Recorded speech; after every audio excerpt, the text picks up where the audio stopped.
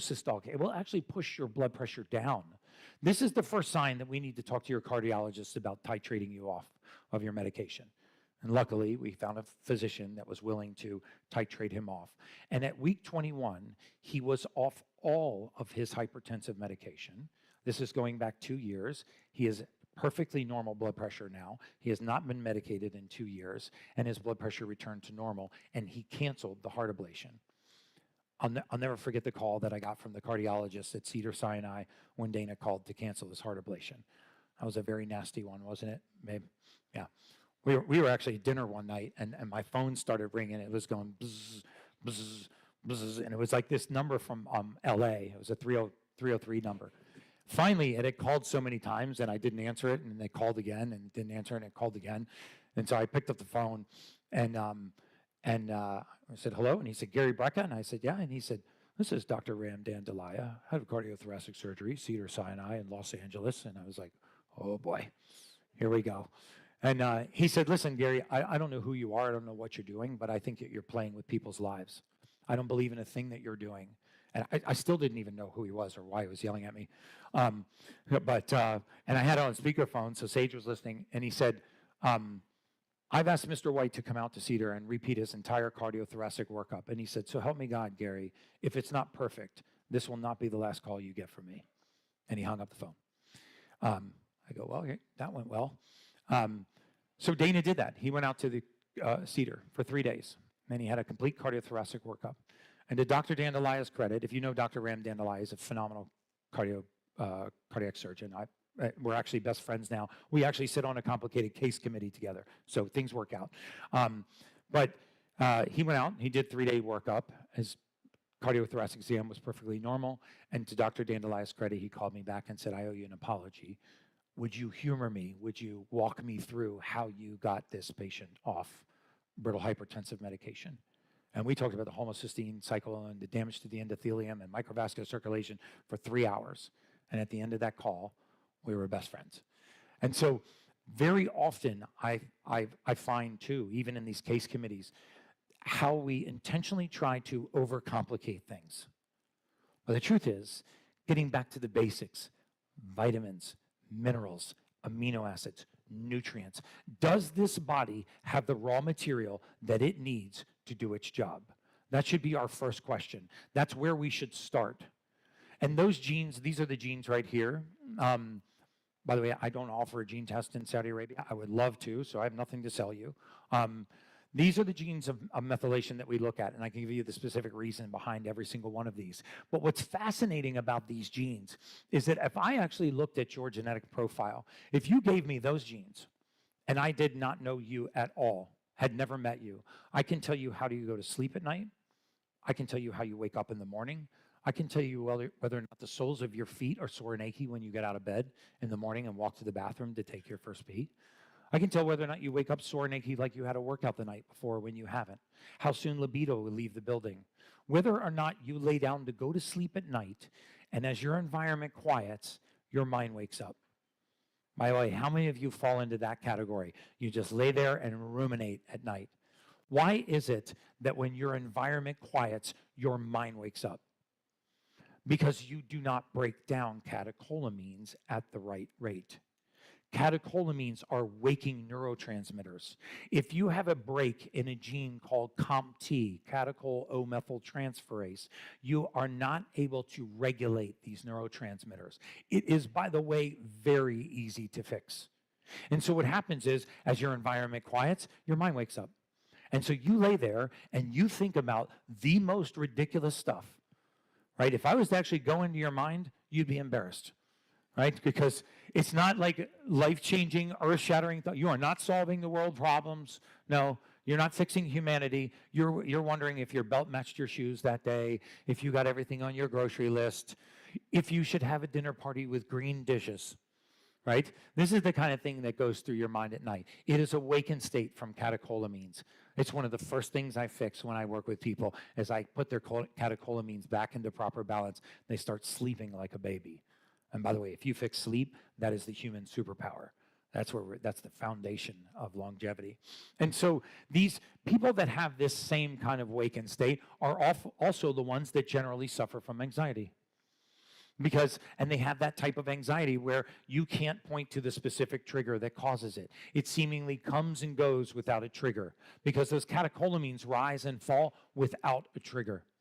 You can go into a full-blown panic attack laying in your bed thinking about getting eaten by a shark. Not too many shark attacks in Saudi Arabia lately. I've read the news, right? But you could still think yourself into a panic attack. And so we are suffering because we are nutrient deficient and we are being treated for the outcome of those deficiencies. Nearly every form of pathology and disease can be traced back to the initial breakdown in cellular metabolism. All cancer, regardless of its form or its origin, was at one time a healthy cell. Why do we believe that healthy cells can become metabolically sick, but we don't believe that metabolically sick cells can become healthy? That is patently false, and I can prove that to you. And that goes back to the theory where I say generally one thing goes wrong that causes everything. And so I also, in working with thousands and thousands of clients that suffer from anxiety, I have never once, not once in my entire career, met someone who suffers from anxiety who does not also have gut issues. But it's not the gut issues that you think. They suffer from either gas, bloating, diarrhea, constipation, irritability. Can I say diarrhea? I said it, so, okay. Gas, bloating, diarrhea, constipation, they have irritability, they have cramping, and what they do is they try to link it to what they last ate.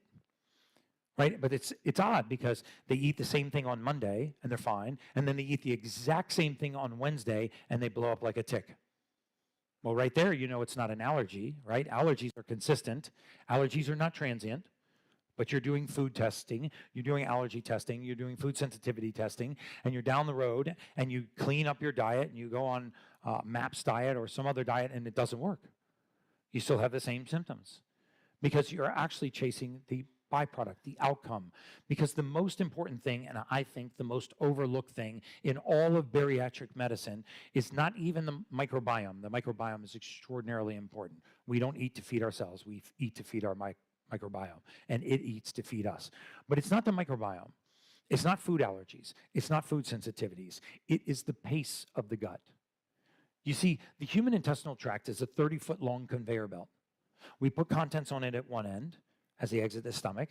30 feet later, they exit the rectum. The pace of that conveyor belt is extraordinarily important. If you walked into any factory in the world that worked on a conveyor belt system, and you walked into that factory and you doubled the speed of the conveyor belt, the entire factory would break down. Nothing wrong with anything there. Conveyor belt's not broken. People working there are fine. The part that's on the conveyor belt is fine. Nothing wrong. You just change the speed of the conveyor belt. Too fast, diarrhea. Too slow, constipation. Pause, cramping, bloating, and what we feel like menstrual cramps. And if it pauses, by the way, for too long, you start to get the itises, diverticulitis, ulcerative colitis, and eventually, if you develop tears and leaks in this single cell layer, you will have contents leaking from the gut, leaky gut, going into areas of the body where they don't belong. That will call the immune system to that location. The immune system will show up. It will begin to wage a war. And in the process of waging that war, it will manufacture an antibody. And now you are told that you have an autoimmune disease that for no reason at all, you woke up one day and your immune system decided to attack the colon. I'm sorry to tell you, you have Crohn's. Right? Again, rarely is that the case. In fact, I'm not going to go down the whole autoimmune bandwagon, but the best demonstration I can give you is this. In the human body, if this was a mold spore, or a mycotoxin, or a parasite, or a virus, or a pathogen of some kind, and this was a healthy cell, this does not hide like this. It hides like this. That's the most important distinction I can tell you, because the immune system is hypervigilant. It wants to get to that. It's trying to protect you. In an effort to get to the villain, which is inside of a cell, when the immune system reaches a healthy cell but needs to attack a villain, it doesn't have permission to go inside. Do you know the immune system gains permission to enter a cell? Manufactures an antibody. So what happens when heavy metals get embedded in the thyroid and the immune system is called to the thyroid and it lights up the thyroid tissue? You have Hashimoto's. What happens when the immune system gets called to the colon because you have a leaky gut and it's lit up against pathogens escaping the gut? You have Crohn's. And we could go on and on. What happens when helminth parasites and cestode nematodes corkscrew burrow into the myelin sheath and the immune system lights up at that location? You have multiple sclerosis. But you're told that you have an autoimmune disease for no reason at all. You woke up one day and the immune system just decided to attack you. Well, why did it decide to attack me? It's idiopathic. We don't know. It just went haywire for no reason. But we noticed that your mother-in-law, or your mom's sister, had this. Maybe you inherited it. Maybe it's a familial condition. Your dad's brother had it too. And there you go. It's a familial condition. So if we would just get back to that first domino, which is why I think methylation is so important, when we do not eliminate waste from the body, and I'm not talking about stool or urine, I'm talking about cellular waste. When cells do not have the ability to eliminate waste, repair, detoxify, and regenerate, this is the genesis of disease. You have a shift in cellular metabolism, very often because those cells are nutrient deficient, not pathologic. Cancer is not something that happens to us. It's something that happens within us. And so this is why I am such a fan of methylation testing and supplementing for deficiency. So if you want to know where to start and you want my opinion, you start by finding out the deficiency in your body. You fix the deficiency first, and then you can go down the road of supplementation. I am a huge fan of NAD, resveratrol, CoQ10, ashwagandha, St. John's wort, NMN, nicotinamide riboside. I'm a fan of all of it, but the fact is you will get paralysis of analysis and supplement your way into a conundrum if you do not have a roadmap to what your body needs. And just like the example with the nitrogen missing from the soil, if you didn't find the nitrogen, nothing else matters. Everybody has their opinion on what's good for trees. We should add some water. Water's good for trees. Well, I've been watering it for 3 weeks. Nothing changed. Sulfur is good for, let's add sulfur. Let's add phosphorus. Phosphorus is amazing for plants. Nitrogen. If you didn't find the nitrogen missing in the soil, nothing else mattered. And so that's why when I try to distill down where people should start, that's where I think you should start. What you should supplement with, let your body tell you what you're deficient in. If you have the MTHFR gene mutation, which I won't tell you what the nickname is for that gene. I've already said diarrhea, so I won't say that. If you have that gene mutation, which by the way, 46% of the population has. 46% of the people in this room cannot take folic acid or folate, which you get from green leafy vegetables, and turn it into the form your body needs, which is called methylfolate.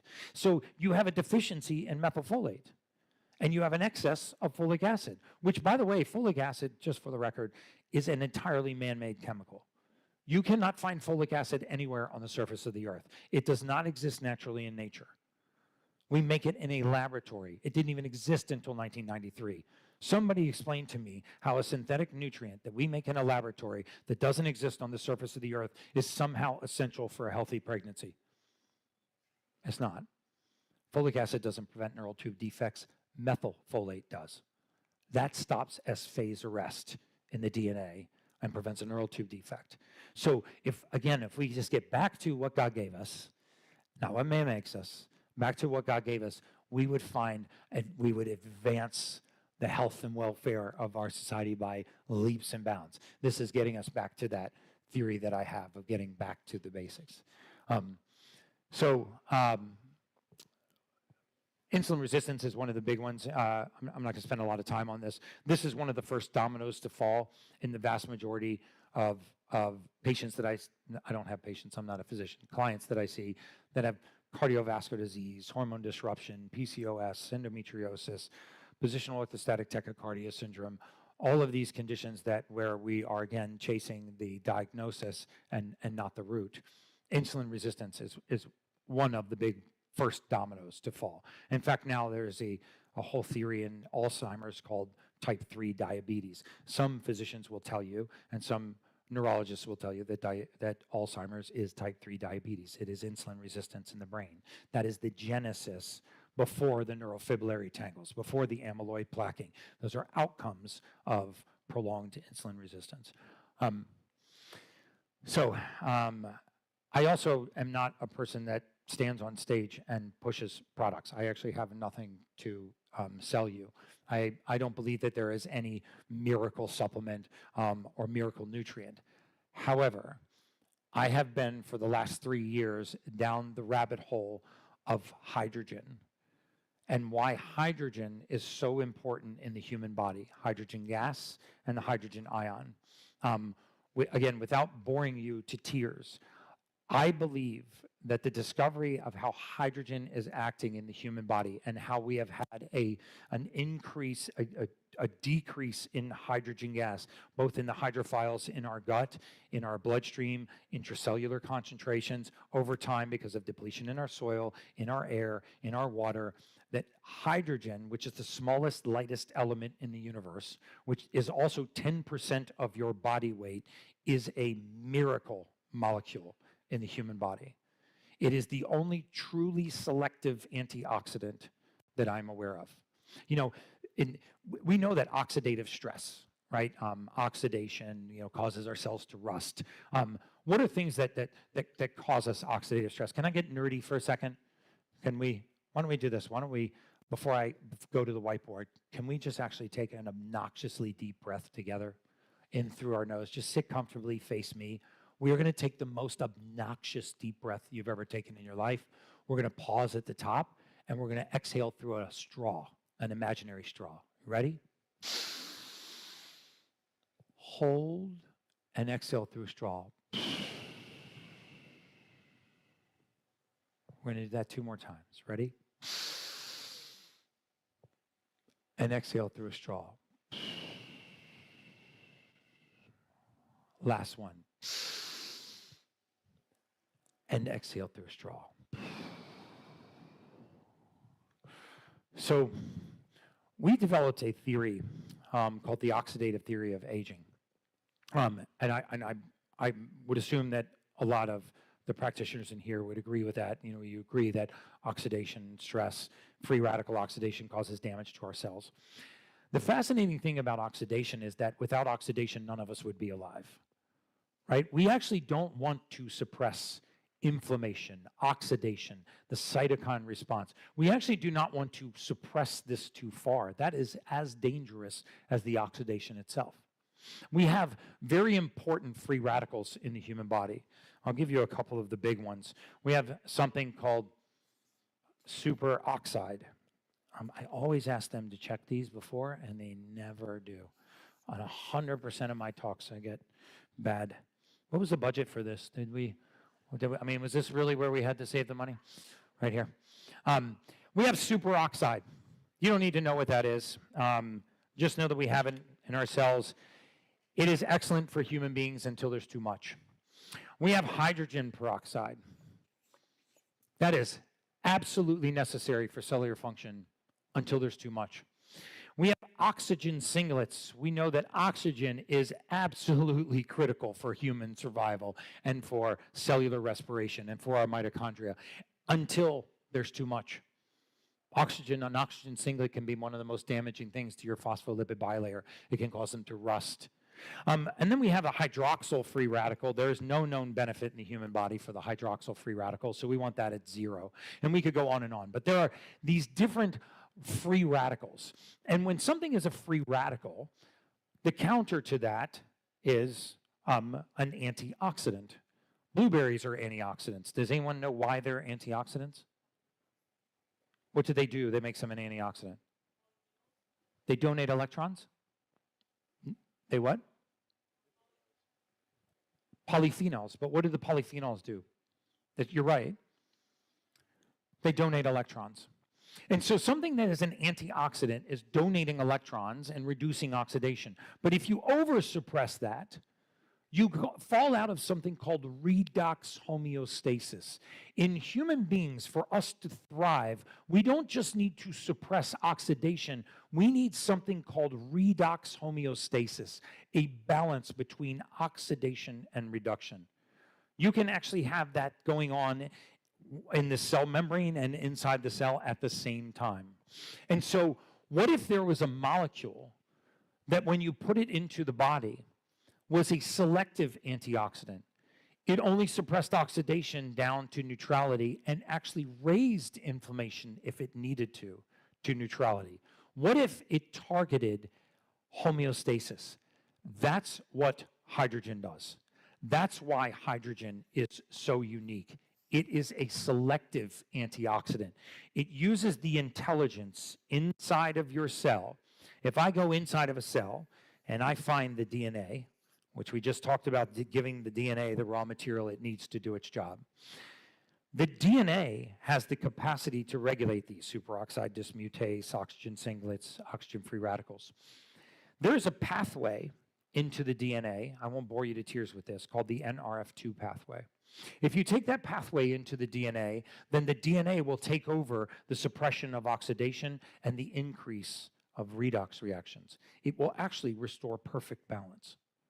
Hydrogen gas uses that pathway to access oxidation.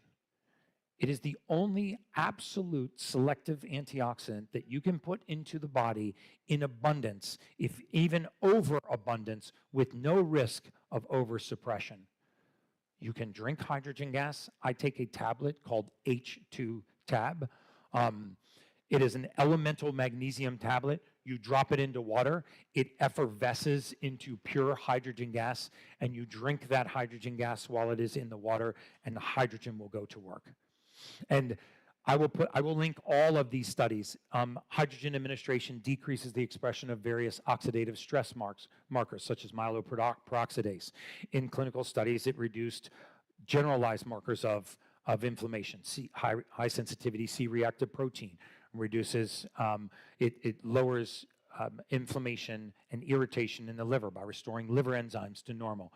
A 2001 study found that breathing high-pressure hydrogen could cure parasite-induced liver inflammation. This was a very, very interesting study that was done in the Journal of Experimental Gerontology because it was done in an older age population. They measured sit-stand ratios. They used markers of methylation to check their methylation cycle.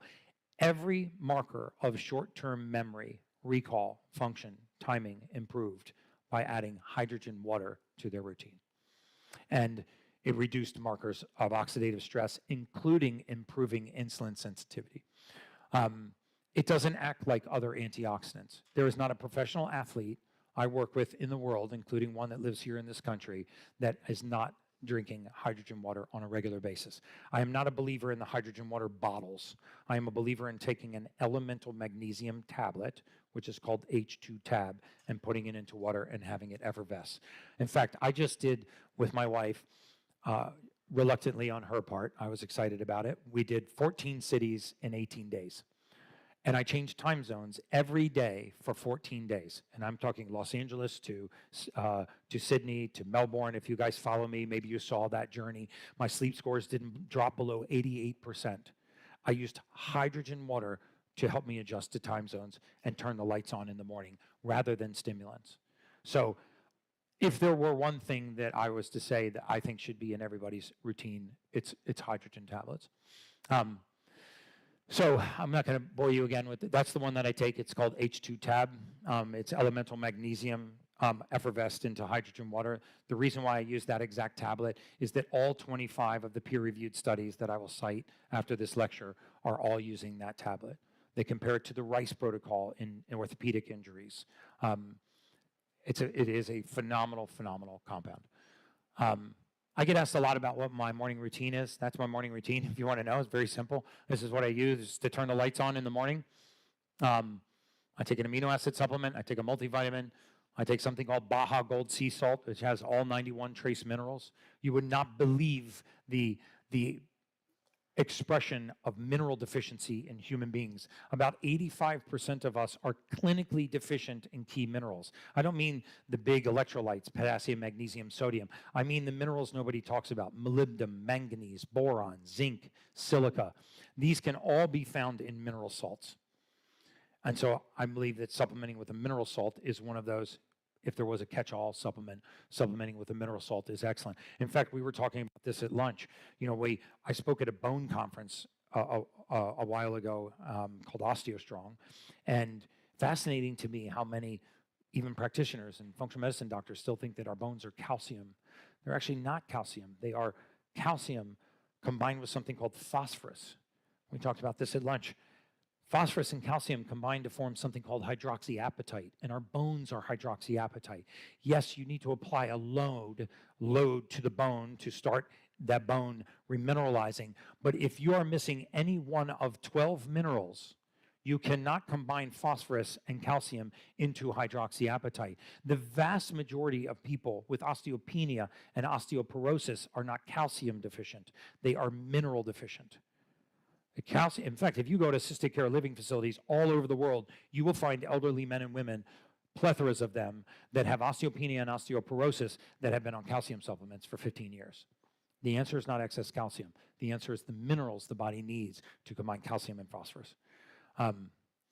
So the last thing before I go to open it up for questions, and I hope we have a few minutes for questions, is I want to invite you guys to join my VIP community so we can keep this conversation going. This is a community that I am building of like-minded people where I do live Q&As like this for hours every single month. I have put into that community mold detoxification guides, heavy metal detoxification guides. What is the best testing to find out if you have mold, metals, viruses, parasites? Where do you get that testing done? And then once you find out the results, what do you do with them? I built a 10-month course called Becoming the Ultimate Human. It starts with what you test with, what you supplement, how you eat, how do you go to sleep, what is the best sleep routine, proven sleep routine to improve your sleep scores, what is the best thing to do within 30 minutes of waking, what is the difference between whole food diet and a highly processed diet.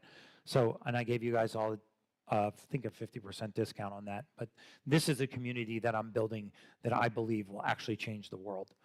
We know that community and connection is so important and so missing from our society. Yes.